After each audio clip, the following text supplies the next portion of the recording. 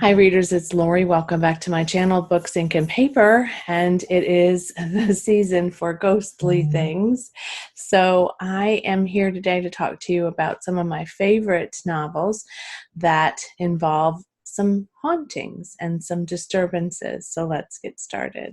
So the first one, I was surprised to note that I marked it as read on Goodreads, but I didn't ever rate it. And so I think I probably read it right as I was coming into Goodreads or before I came into Goodreads, and maybe wasn't considering that as something I was doing as a normal practice. But I think that means it's time for a reread. So that one is The Little Stranger by Sarah Waters.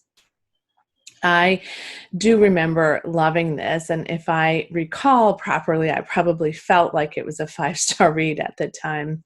This is a novel set back in the post-war World War I era, and it follows a couple of women who are living in their home, which is called Hundreds Hall, and they're the only ones in the home, and they're having a little bit of difficulty keeping it up. As you may know, after World War I, the wealthy estate owners were economically very challenged, and the middle class kind of rose a little bit in their status and their ability to move forward financially. So it was a very different time, and a lot of major English estates were impacted by the lack of resource and the fall sort of the traditional English countryside manners. So this was not unusual, and it's a great period piece historically, as well as a lovely haunting kind of a story. So it follows Dr. Faraday, who's called in by these two women who are the mother. Well, there's a son too, the mother, son, and daughter, and they're trying to decide what to do with the estate and how to manage it. And some things start happening around them that are very disturbing. And the question is, are those things really happening, or are the women mentally unstable as a result of the stresses that are happening to them? And I just remember that this was a rich character story. The hall itself, Hundreds Hall, was itself its own character, which I love novels that really focus on the place as well as the people. And we'll talk a little bit more about that in a minute. And it was just delightful and delicious. And there's something else I want to tell you about it, but that would be a bit of a spoiler, so I'm not going to say it. But needless to say, if you've never read anything by Sarah Waters, or if you haven't yet read this, it's maybe my favorite of hers. The next one is written by an author that's local to me. She lives in Alabama, and I get to meet with her and see her now and again at our library. She's probably best known for her series of mysteries, the Bones series, which is her character Sarah Delaney, and I've talked about that actually recently, and a ghost in those mysteries too called Jitty. But this particular book and series, book one in the series, is maybe my favorite of hers, although she has written some amazing standalones as well. So this is called The Book of Beloved by Carolyn Haynes. And it's, like I said, a series, the Pluto Snitches mystery series. This is book one, and I think there are now 4 of them in this series, but I have not progressed past book one. But this particular novel introduces the character of Raisa James, and this is, again, a historical period. She's a widow from World War I. Her husband is killed in the war, and she's kind of unsettled, and she goes to visit her uncle's estate in Mobile, Alabama.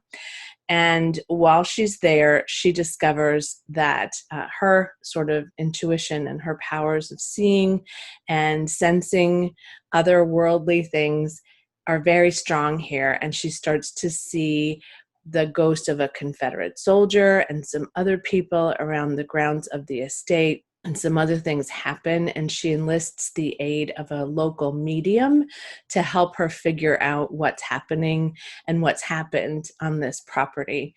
I loved this one so very much, and I would love to reread it too, but I do have parts 2 and 3 in this series, and I haven't yet picked up part 4, but I highly recommend it, especially if you've never read anything by Carolyn Haynes and you love historical mysteries and hauntings. This is a great one.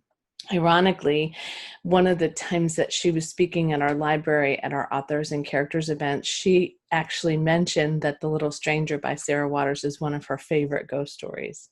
Now, I read a couple of novels by Jennifer McMahon not too long ago, and the first one I read was called The Invited, I think.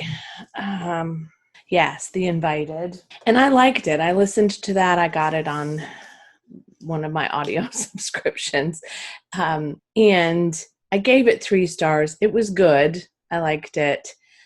And yeah, I had some challenges with it. But then my daughter Megan got me The Winter People for the Advent Book Exchange, and I liked this one a lot more. So much so that I gave it 5 stars. So this one follows a little family in present day, and they are living in this kind of rural area in this very small town. And there's a teenager and a young girl. So she had 2 children fairly far apart, and their father is, I think he died. They are kind of living off the land, and this teenage girl, whose name is Ruth, I think, Ruthie, doesn't love where they live, doesn't love her life, really can't wait to get away. And then one day her mother disappears, and she is charged with taking care of her little sister until they figure out what happened to her mom.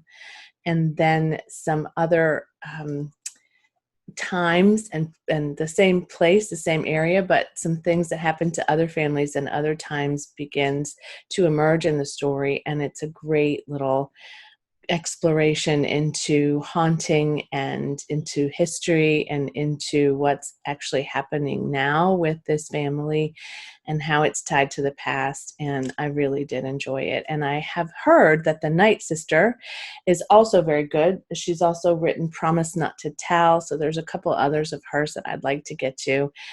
But this one, actually, I really, really did like a lot, and I read it really quickly. And then last on my list today is The Clockmaker's Daughter by Kate Morton. I love Kate Morton, and she is also a great one for historical fiction.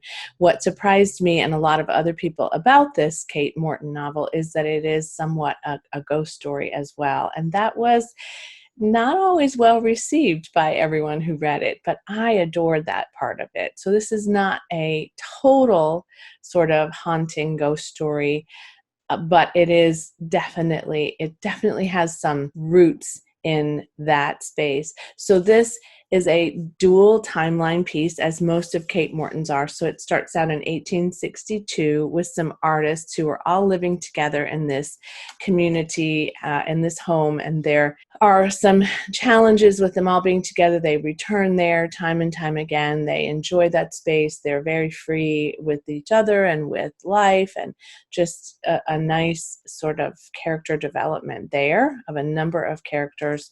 The main character being Edward Radcliffe, who created this sort of seclusion with his friends and people he's met in the summer on the banks of the Upper Thames River, which is somewhat important too.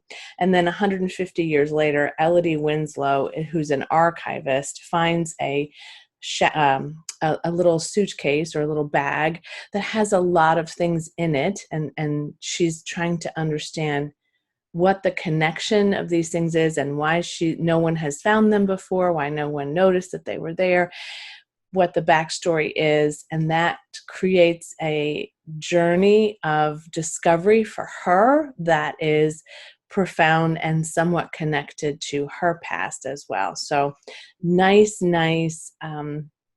character development on both timelines. Great story. I thought a great connection to the past and the present, and a bit of a mystery as well. So I gave this 5 stars too. This was, again, one of my favorite discoveries. And Kate Morton, I have not read all of her novels, but she's definitely one that I thoroughly enjoy and get lost in every time I read them. So that is my 4 or 5, if you count the invited, ghost stories that I love to recommend to people when they ask me for recommendations around this genre. I get that it's not everybody's cup of tea, and Halloween isn't everybody's favorite time of year. But if you like ghost stories, if you like stories that are haunting, and if they're also rooted in history, as most of these are, I really highly recommend any of them. I think all of these are rooted in history, which to me is there's a part of haunting stories connected to the past and to stories of the past that to me makes them even better and richer. And I think it's maybe easier for some authors to create. So if you like that, if you like historical fiction as well as hauntings and ghost stories, I think these are fantastic. Okay, so enjoy your Halloween, your haunting season, whatever it is that you're doing as well. And I would love to hear what ghost stories are your favorites. And as always, happy reading. Bye.